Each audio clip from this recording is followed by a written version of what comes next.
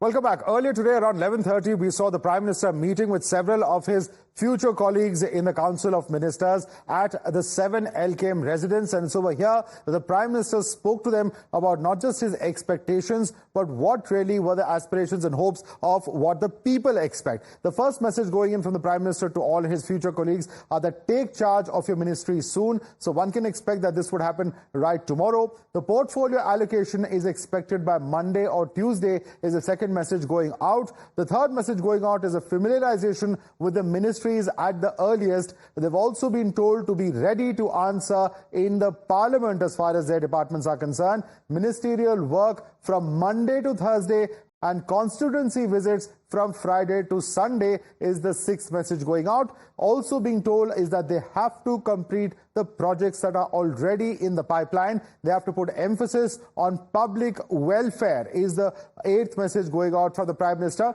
to the Council of Ministers. Let's quickly take this across, in fact, to our guest. Mr. Rajgopal is with us. Mr. Rajgopal, no surprises there, but the Prime Minister, with his own experience in governance at the centre, sending out messages of how they need to focus all their energies on their departments and complete projects in the pipeline. Very often we find that a new mantri comes, dumps old projects, starts projects afresh, and that leads to a lot of wastage of people's resources. Mr. Rajgopal. Madhav, is a very, very important decision of Prime Minister to have that 100 days and extra 25 days for youth. He has translated into action because 18 ministers are very young. You have a list of 18 ministers. Yes. So the Prime Minister is focusing on the youth. My understanding of the ministry is it will run full term. There is no problem of depth of leadership. All right, we have a reaction coming in from Anurag Thakur. Let's quickly cut across live to that. को उनके तीसरे कार्यकाल पर बहुत बहुत शुभकामनाएं और बधाई देता हूं और उनके जो सभी माननीय मंत्री बने हैं उन सबको हार्दिक शुभकामनाएं और शानदार काम वो करें अगले 5 वर्षों में देश को आगे बढ़ाएं। जहां तक मोदी मंत्रिमंडल का और आज शपथ ग्रहण समारोह है उसमें आज मन की बात से जुड़े हुए बहुत सारे लोग यहां पर हैं। यहां पर विकसित भारत अभियान को चलाने वाले सभी वो महानुभाव हैं। यहां पर नमो ऐप पर जुड़ने वाले वो महानुभाव हैं। बहुत सारे खिलाड़ी हैं जो इसमें भाग लेने आए हैं। ये सब लोग वो जिन्होंने अलग अलग क्षेत्रों में बहुत नाम कमाया है, अपना काम किया है और इनकी पहचान दुनिया के सबसे लोकप्रिय नेता प्रधानमंत्री नरेंद्र मोदी जी ने अपने मन की बात में कभी उल्लेख किया, कभी विकसित भारत एम्बेसडर के रूप में। तो मुझे लगता है इनके लिए भी बहुत हर्ष का पल है कि ये लोग भी आज मोदी जी के मंत्रिमंडल के शपथ ग्रहण समारोह में जुड़े हैं और मेरे लिए सौभाग्य है कि मेरे निवास स्थान पर आए हैं। हम यहाँ से शपथ ग्रहण समारोह में जाएंगे और वहां पर शामिल होंगे। सर, जो मंत्रिमंडल बन रहा है बहुत कुछ का ध्यान रखा गया है, कुछ नए चेहरे भी देखने को मिलेंगे, क्या कहेंगे सर इस मंत्री? सबको बहुत बधाई, क्योंकि मोदी जी की जो रफ्तार है काम करने की और जो शानदार काम 10 सालों में किया, अब 5 सालों में उससे आगे बढ़कर करना है। सबको ढेरों शुभकामनाएं। सर, एक सवाल उठता है।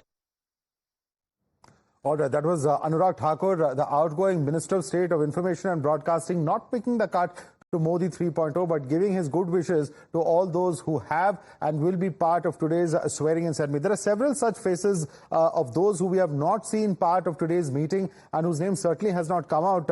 In fact, if I can take that question across to Tushar, one of them, of course, being Smriti Irani, Rajiv Chandrasekhar as well, amongst those whose names at least we haven't seen yet out in the public domain. Tushar.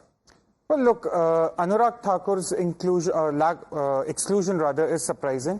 But I think there will be something else for him within the party. I would refuse to believe that Anurag Thakur, as resourceful, as capable, as rooted to the ground a leader he is, he would not be given any bigger party role to play.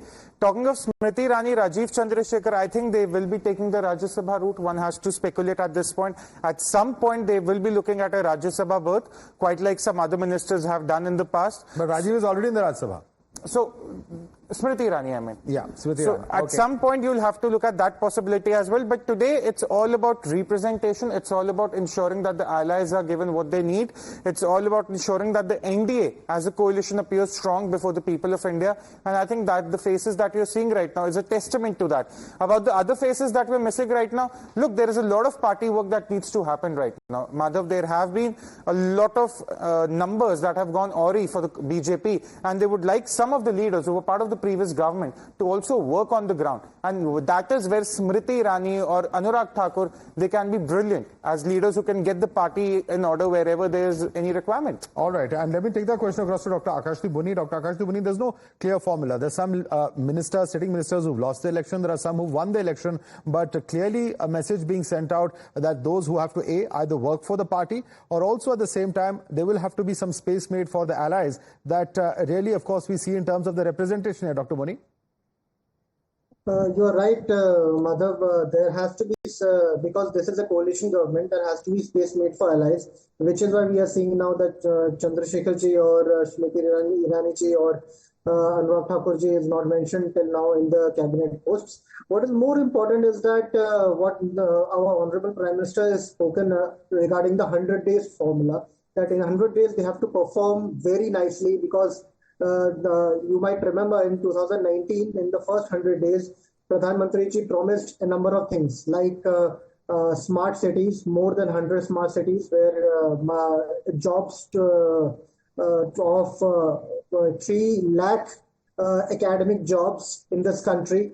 Pradhan Mantri ji also promised about 10 lakh crore investment in infrastructure. Now, these all were not done, as you know. So I'm sure that this 100 days of 2024, Honorable Prime Minister will be very strict because the ministries have to work on. All right, Dr. Akashdeep Buni, Mr. Vijay Kumar, Harish Mohammed Ibrahim, Tushar Gupta and Mr. Rajgopalan. I'd like to thank all of you for joining us this evening. Slipping into a quick break, but don't go anywhere. Our continuing coverage to the build-up as far as the swearing ceremony is concerned at 7:15 this evening. All the biggest insights, all the top ministers, as well as expert opinion that you'll be getting, as well as breaking news right here on Times Now. Stay tuned.